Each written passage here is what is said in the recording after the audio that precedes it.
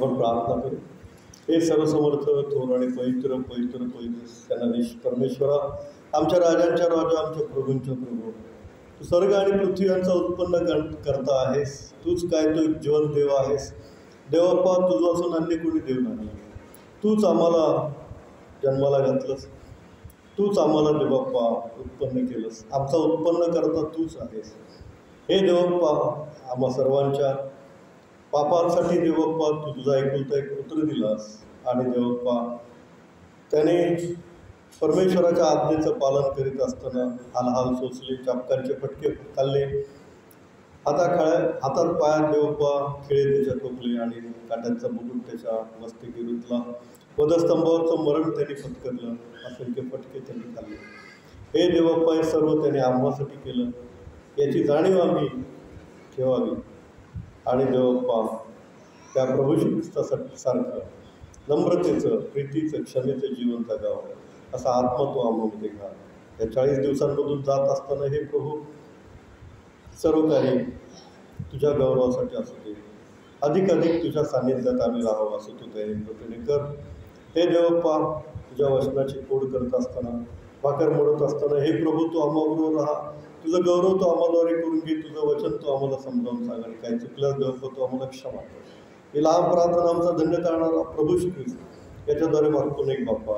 आमेन.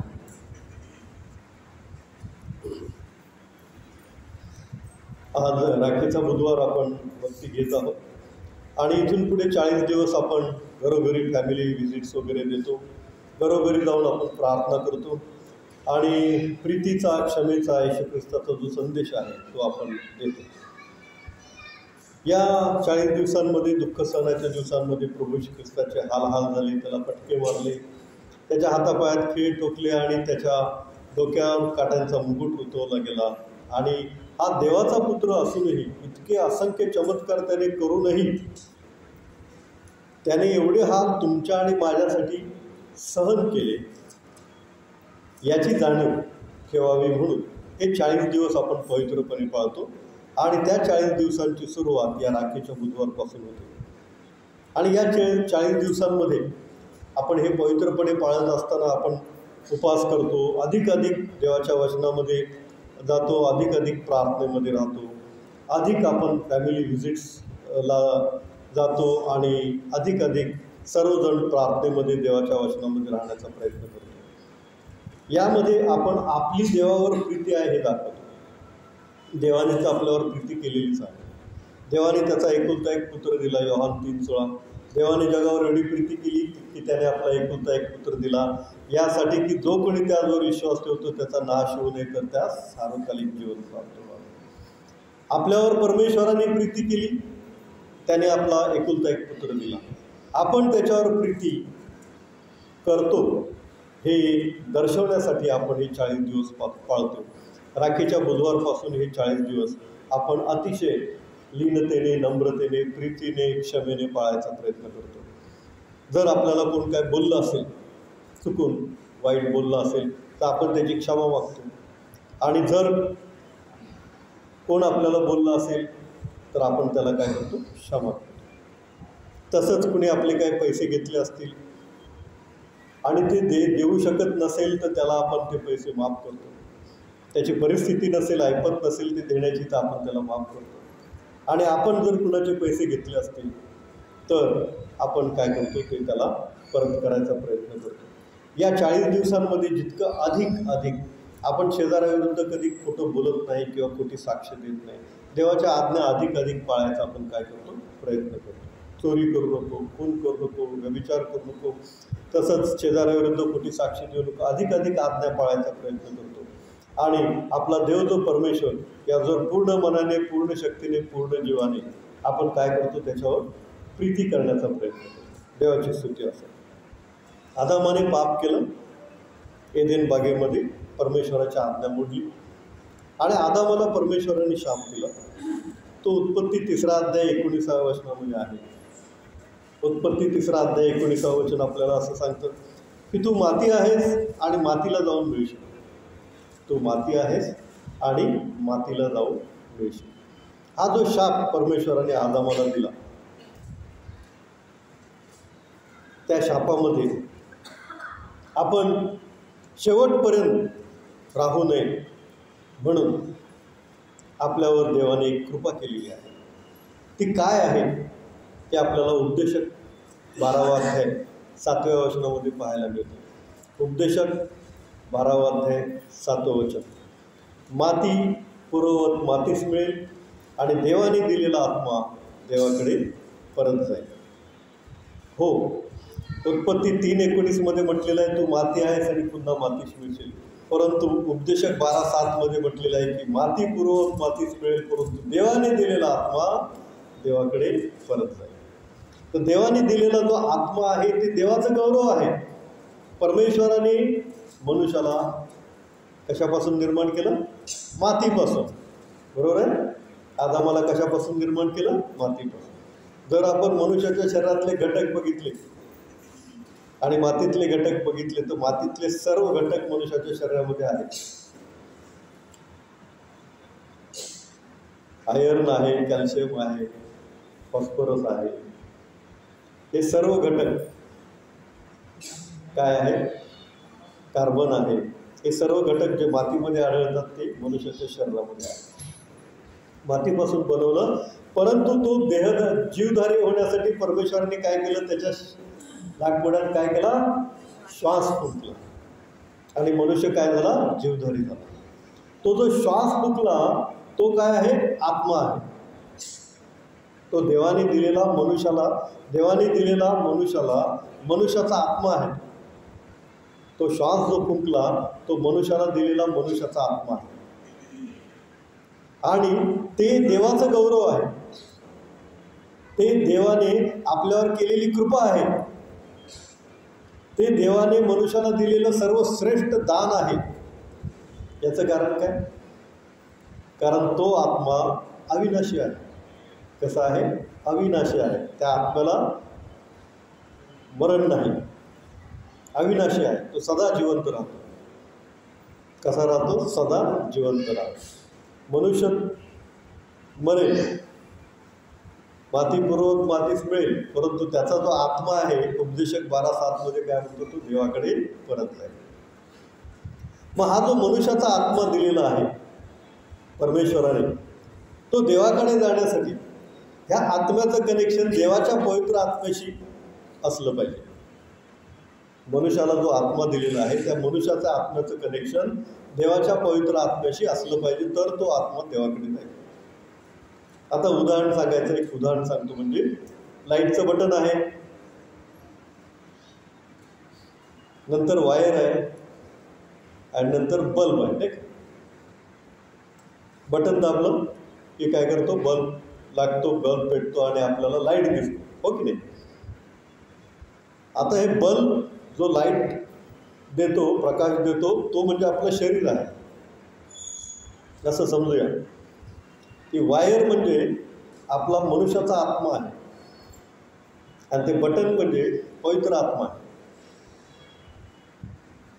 Light म्हणजे काय सांगितलं? बल्ब लाईट म्हणजे काय सांगितलं? आपलं शरीर आहे. की वायर म्हणजे काय सांगितलं? मनुष्याचा आत्मा आहे. आणि बटन म्हणजे काय सांगितलं? पवित्र आत्मा आहे. जर आपला मनुष्याचा आत्मा त्या पवित्र आत्म्याशी कनेक्टेड असेल तर लाईट काय होणार? ग्लो होणार, प्रकाशमान होणार. आणि प्रभू श्री ख्रिस्त म्हणतो तुमचा प्रकाश लोकांसमोर असा पडू द्या की त्यांनी तुमची सत्कर्मे पाहून स्वर्गातील पित्याचं गौरव करा. तुमचा प्रकाश लोकांसमोर असा पडू द्या की त्यांनी तुमची सत्कर्मे पाहून स्वर्गातील पित्याचा गौरव करा. म्हणजे आपला हा लाईट, आपला प्रकाश येशू ख्रिस्त जगाचा प्रकाश आहे आणि तो प्रकाशमान आहे. आणि म्हणून आपण त्याच्या प्रकाशाने प्रकाशित झालं पाहिजे की आपली सत्कृत्य पाहून स्वर्गातील पित्याचं गौरव लोकांनी केलं पाहिजे. आणि आपली सत्कृत्य हीच आहे. नम्रतेने आपण राहिलं पाहिजे, प्रीतीने आपण राहिलं पाहिजे आणि क्षमेने राहिलं पाहिजे. इतके त्याचे हाल होत असताना सुद्धा तो वधस्तंभावर पहिलं वाक्य बोलतो की हे बापा यांना क्षमा कर, कारण हे काय करतात हे यांना समजत नाही. आणि म्हणून आपण या 40 दिवसांमध्ये त्याच्या त्या वधस्तंभावरच्या मरणाची जाणीव ठेवावी म्हणून एकमेकाला क्षमा करतो, प्रीतीने राहतो, नम्रतेने राहतो, एकमेकाच्या घरी जाऊन प्रार्थना करतो, ती प्रार्थना करताना त्यांच्या सुखदुःखामध्ये सहभागी होतो, त्यांची काय सुखदुःख असतील त्या प्रित्यर्थ त्यासाठी आपण प्रार्थना करतो आणि सर्वजण त्यांच्या आनंदात किंवा त्यांच्या दुःखामध्ये काय करतो, सहभागी होतो. आपण आपल्या आत्म्याचं कनेक्शन पवित्र आत्म्याशी असलं पाहिजे. पवित्र आत्म्याशी जर आपलं कनेक्शन असेल तर आपला प्रकाश पडेल. आपला प्रकाश पडेल म्हणजे आपलं वर्तन हे येशू ख्रिस्तासारखं नम्रतेचं, प्रीतीचं, क्षमेचं, शांतीचं असं असेल. आपण एक वचन वाचूया, एस्तेरचं पुस्तक 4 अध्याय 16 वचन. एस्तेर 4:16.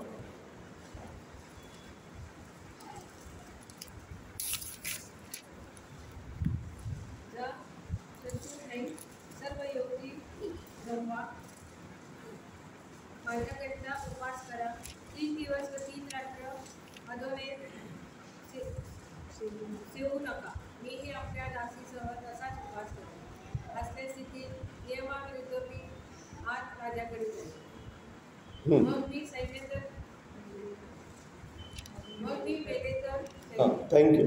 जा शूशन येथले सर्व यहुदी जमवा, माझ्याकरता उपवास करा, 3 दिवस व 3 रात्री अन्नोदक सेवू नका.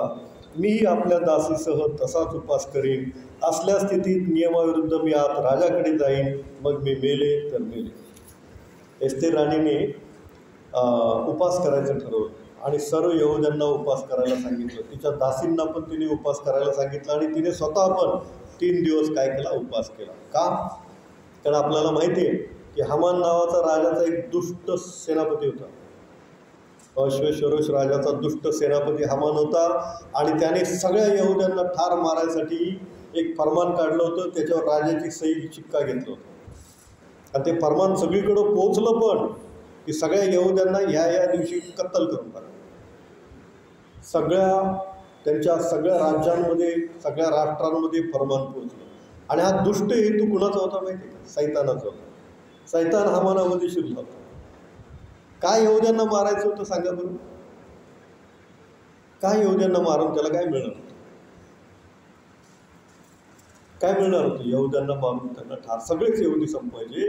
कारण सगळे यहुदी संपले तर यहुद्यातून जे तारण आहे, यहुद्यातून जो येशू ख्रिस्त जन्मणार आहे तो जन्मच नाही. कारण बायबलमध्ये लिहिले ना, यहुदातूनच तारण आहे.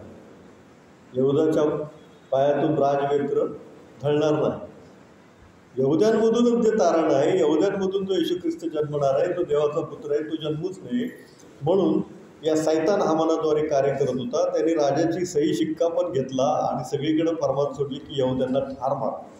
परंतु परमेश्वराने आधीच तिथं त्याची एक सेविका, त्याची एक दासी उभी केली होती जी यहुदी होती.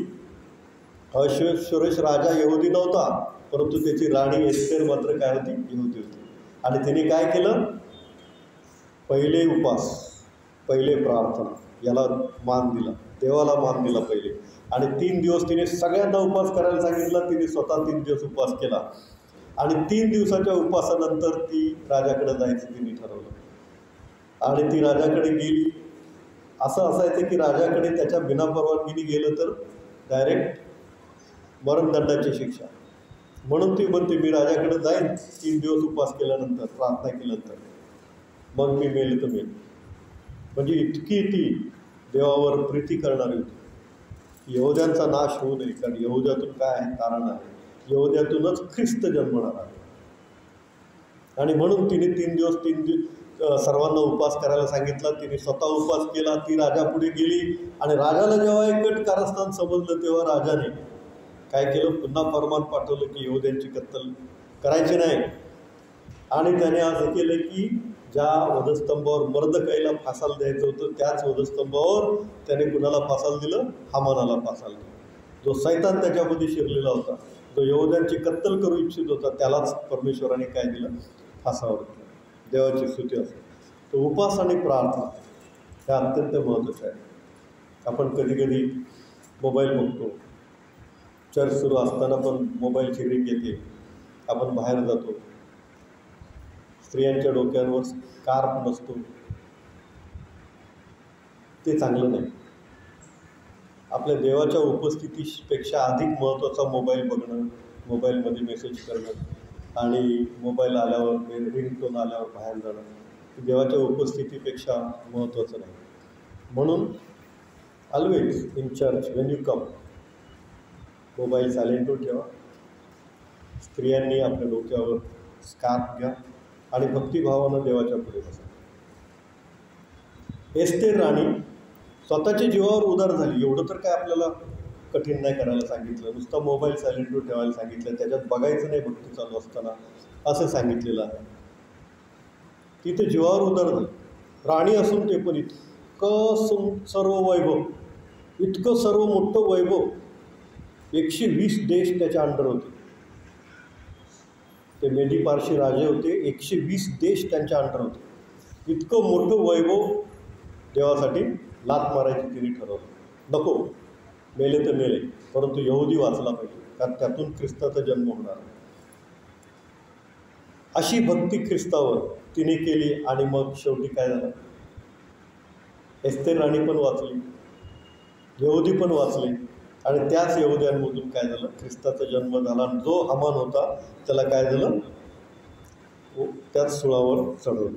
म्हणून या 40 दिवसांमधून जात असताना आपल्याला जर एखादी गोष्ट अत्यंत कळकळीने करायची असेल, अत्यंत कळवळीने करायची असेल, अत्यंत आर्त स्वराने परमेश्वराकडे आर्जव करायची असेल, की जी परमेश्वर देईल आणि आपलं मागणं योग्य आहे असं जर तुम्हाला वाटत असेल तर उपास करून प्रार्थना करा. जर तुमचं मागणं योग्य आहे असं तुम्हाला वाटत असेल आणि ते मिळावं म्हणून तुमची आर्त आरोळी देवाकडे असेल तर परमेश्वराकडे उपास करून प्रार्थना करा. या 40 दिवसांमध्ये परमेश्वर तुम्हाला देईलच देईल, कारण परमेश्वर अतिशय दयाळू, कृपाळू, मंद, क्रोध आणि क्षमाशील असा. आणखी एक वचन वाचूया, दानिएलाचं पुस्तक 9वा अध्याय 2रं वचन. दानिएलाचं पुस्तक 9वा अध्याय 2रं वचन.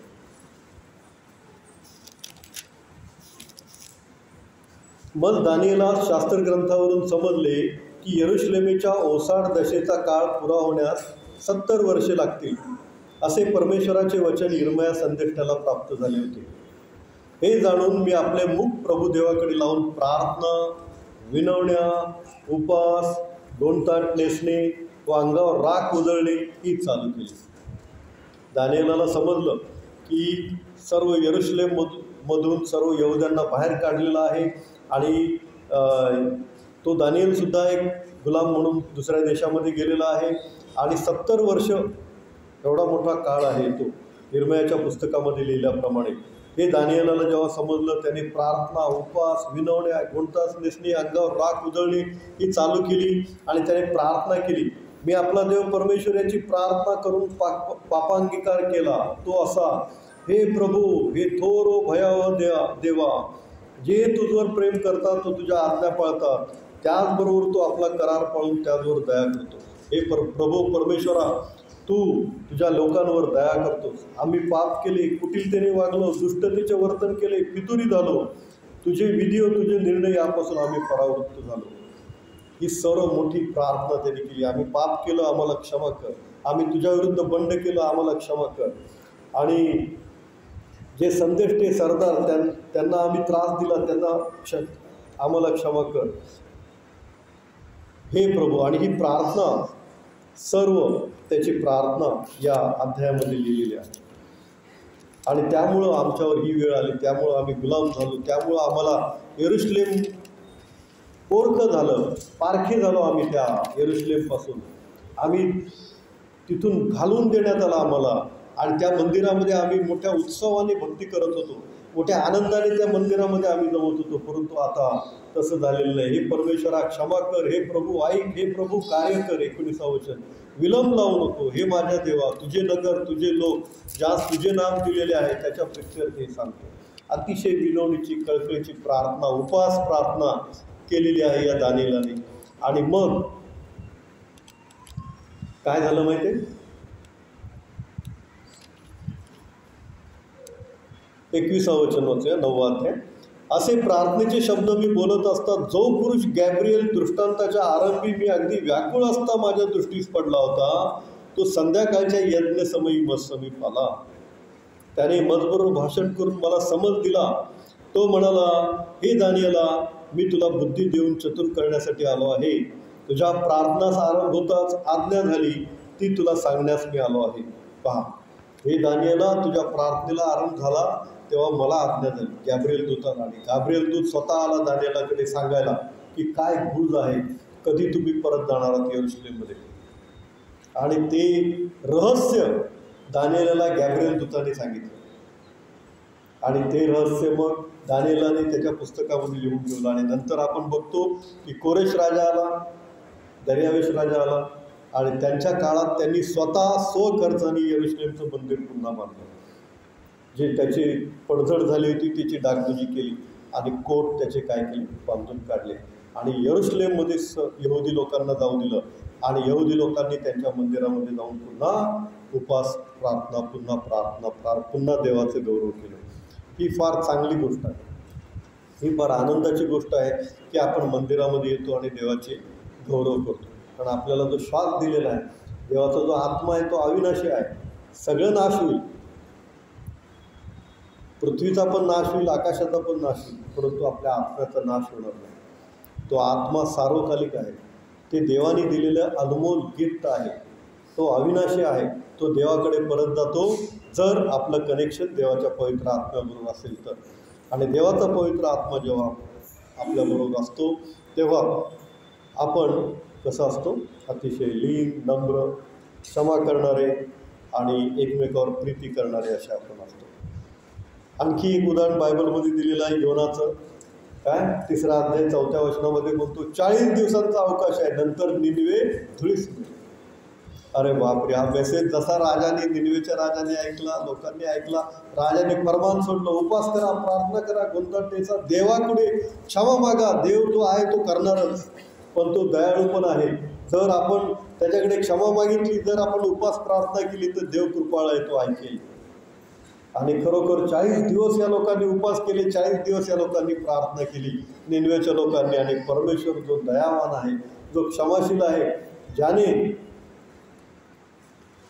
सदोम आणि गमोराचा अग्नी पाडून नाश केला, त्या सदोम गमोराचे ढिगारे आजही मृत समुद्राच्या बाजूला आहेत. ढिगारेच आहेत, ढिगारेच. ते बघितलं तर त्याच्यामध्ये इन्स्टंट गंधक आणि कार्बन मिळतो. म्हणजे आकाशातून गंधक पडला असेल, देवाने नाश केला, गंधक आणि अग्नीने नाश केला आणि कार्बन झालेलं आहे सगळं. तसा नाश होईल. राजा घाबरला, लोक घाबरले, त्यांनी सगळ्यांनी उपास केले, प्रार्थना केली आणि परमेश्वरांनी निनवे शहराला काय केली, क्षमा केली. परमेश्वरांनी निनवे शहराला क्षमा केली. तसा परमेश्वर आपल्याला पण क्षमा करेल.